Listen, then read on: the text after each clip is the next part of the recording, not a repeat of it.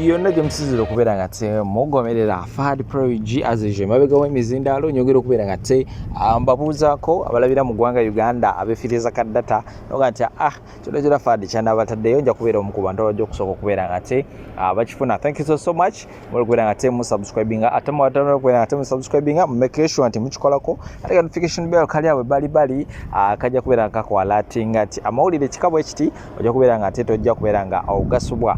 Gye bukedde olunaku lwaleero tukeredde mu katambi k'omuyimbi amanyikidwa nga Weasel era nga ono ye muganda w'aba Mayanja family omuli Jose Chameleon wamu n'omuyimbi Palaso munange nno akatambi kano Weasel abadde alina omukyala gwali naye nga balina ensonga ze bakwasaganya here and there nga obimanya ebintu by'ekintu ekikulu era nga nze gawe nagamba nti buli wamu ninawo drones zange era mbadde ndi awo akatambi akalamba nembeera nga nkafuna naye kyengenda okubeera nga nkola nga omanyi nti wano tufugibwa amateeka aga YouTube obutambi kikula kityoteeke bukkirizibwa kubeera nga tebuteekebwa wano ku mikutu olw'ensonga wabeerawo abaana bato ate n'abantu abakulu abalaba so ngenda kubeera nga nkutirawo description yawo oba siki mu description ngenda kuteekamu link oba siki kyogenda okubeera nga okola commenting high omuntu omu ajja kubeera nga te ajja direct mu inbox yo era nga katambi ajja kubeera nga te akakutuusako butereevu naye nga muganda wange abadde bazaala wa Weasel wakyamazima kiri nti owakawaali ate w'amaanyi nnyo nnyini ddala ate nga nkugjeyo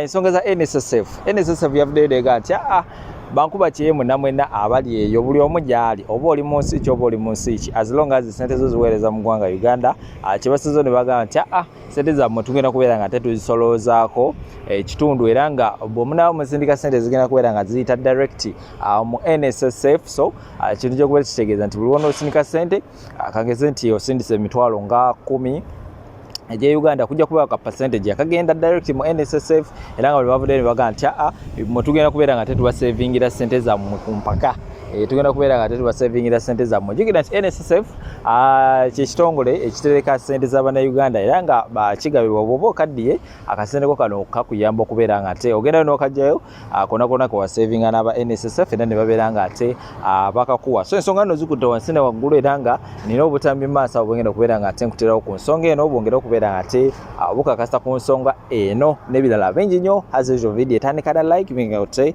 likinga namba simukoze ku screen yawo gwe yandagadde okubeera nga te olanga naffe beera nga otutukira ate okubeera nga te wejjusa so akutera obutambi buno ate let around nkomawo n'amawulire amalala mangi nnyo temubaawo kano nno ngenda kukola ka video kawanvumuko era nkusaba gwe atalina budde sigenda kuba kawanvu nnyo but kagenda kuba kawanvumuko njagala ntuukire ku nsonga saagala mbeere ng'oli eyagenda okukima omuliro oba eyagenda okukima embazi obubaka bwange buno bugende eri ekitongole kya NSSF gavumenti ya Uganda nammwe baminisita abateesa ebiteeso abayisa ebiteeso bannange mwesonyiwe sente z'abakadaama nkiddamu mwesonyiwe sente z'abakadaama muve ku baana mubeesonyiwe mubaleke let them be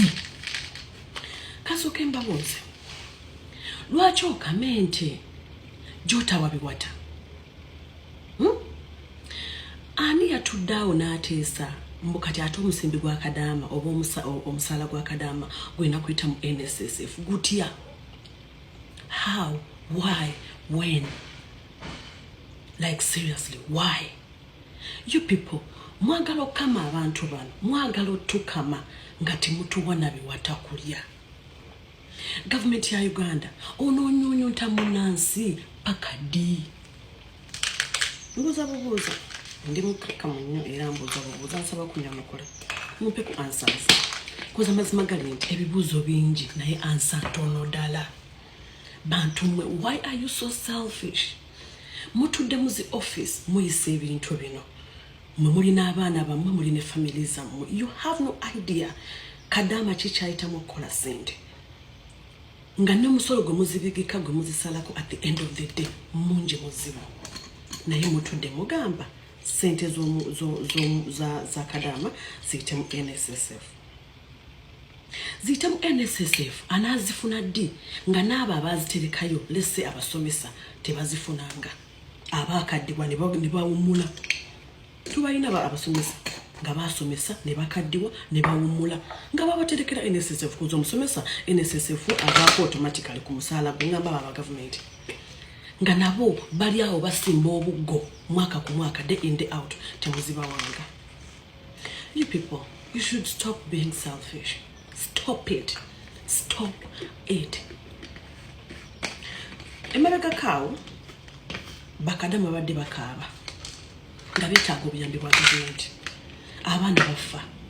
None of you came out nayogera ku baana bano oba n'agamba ati ndoka abayambi okujjako minisita avaayo n'agamba yagamba atya mwesi agala ku rephrasing bintu bubi yagamba ati mugendayo nga there's a way he phrased it sikijuka bulungi naye yakyogera mu ngeri ebalaata ng'alinga agamba mukolayo kife tubatumayo naye nga tukimanyi bulungi gavumenti yaffe eganye otufunira emirimu eganye okufunira abaana emirimu eganye abaana basomye balina zi degrees balina zi PhDs bali mu bwakadaama.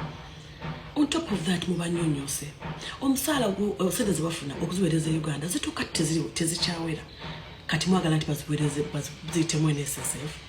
You guys are so selfish.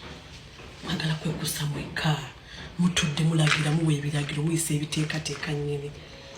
NSSF government ya Uganda muve ku ssente ya Kadaama mumuleke kuba ensonga ezamugjeeko ebizibu Kadaama bye balina bangi bankuba kyebizibu bye tulina bingi abaana bali mu kwetta aweereza ssente atuuse n'eka teziriyo ne maama gwe yaziwa yazirya kati agatteko ne gavumenti ozirya. You guys you joke too much. Naye mutwesonyiwe mwesonyiwe bakadaama mubaveeko muli so selfish abaana bomwe muli nabo mutudde mwesa amateeka muli mu ntebe zeetooloola. Now you know what? It's just a matter of time. Bijja kukyuka. Nze mbabuulidde bubuulizi siyana omugwe njogeddeko linnya lye naye mbagambye bugambi NSSF government ya Uganda whoever sits and thinks of kuyisa biteekateeka bintuntu ebyo ebitagasa nansi wabula ebinyigiriza abantu sekinoomu akakundi k'abantu abatono oba abamu, please mulowoleze ebintu ebirala gavumenti yaffe mulowoleze ebintu ebirala. We need a lot of things. We need service delivery. Several things are not being done. Mubikoleko mwesonyiwe bakadaama mubaleke, let them be. Mubesonyiwe muve ku ssente zaabwe. Ngenda kudda ne vidiyo ey'okubiri erukangikomye wano. Mubesonyiwe NSSF muve ku ssente ya Kadaama. Period. Naye mwana omuziki gwe guys gutegeera. Kwepiikya mbuzi zakutudde ekikwonoona abaana baffe. Ate ekibizo n'ozimanyi. Ndizulirawo nga ntambula ku street ne ngamba leero tufudde eggwanga liggwawo. N'akuba. N'owulira nga babikonogana bano balalu abantu bategeera. Nange kamubuuzeeyo. Amalamu amaanyi. Lwonoona lutya taata?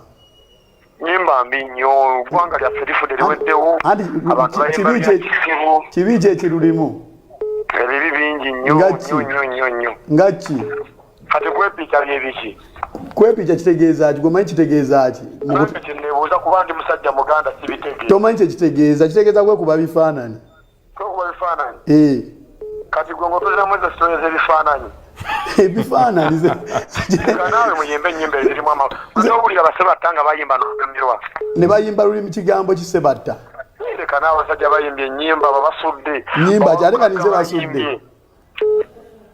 Nze basudde nze gravity omutudde. Owulira oluyimba n'otaagala na kuva ku mmere. Kati ky'olina okukola olina okubeera ku za Pawulo Kafeero. N'obagamba nti ffe tuli balalu. Kati ky'olina okukola olina kuba ku za Pawulo Kafeero. Gwe olowooza aba Pawulo Kafeero okuyimba bawummula amatu gonna n'ogamalawo bw'oti oli kifaananyi kikulabirako abaana baffe. Kati n'amatu gakulumye. Naye naawe muleke kutuswaza basajja mmwe olinga muli wa bisiyaga. Omanyi kyo bambirya. Lwaki olowooza nninga? Okay, gravity Sebo, gomanyi kyo bambirya. Abakubi bangi bali okwo baagala kwegerako naawe. Leka tubeere ku ono. Leka tubeere ku ono.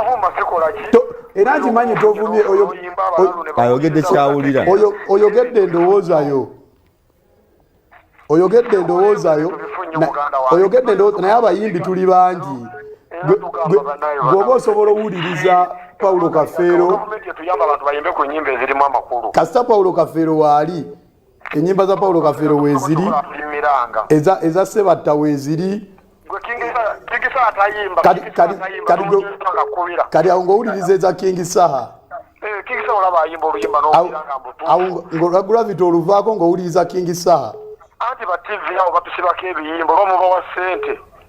ng'owuliriza King Saha ng'okyusa TV endala ekuba King Saha nagula emmotoka simanyi ggulu lyakuva neno tunula nogatulaga wa kati omuntu ogamba emmotoka kibi omuntu yambe emmotoka ekuluma mu bino byonna katwebaze Gravity omuntu gy'okukuma obuntu bulabu n'atawemulira ku TV eyo ebyo Gravity by'okwemula tabinda mu budde naye gwoba nga toli faani wa Gravity lwaki otwala obudde n'onyiga essimu yo n'otekamu n'eyataimu mb'omukubire omuwabula engeri gy'alabikamu engeri gy'ayimbamu gwoba ola twagala nnyimba za Gravity omutujju tolaba towulira gobo ina fa obo ino omuyimbi obanga munakatemba nga si tomu byakola tebikunyumira tolaba bintu bye tobiwuliriza laba gwe byoyagala temujja kulooza nti buli muntu agenda kukola gwe byowulira byoyagala wetolowooza nti Gravity ajja kuyimba gwe byoyagala Gravity bw'ennyimba ze tezikunyumira toziwuliriza era toziraba ziina bannannyini baazo mutu weefulira kamasemi basebatta Gravity yesebatta nze soogerera Gravity kuba sikyali wange naye njogera mazima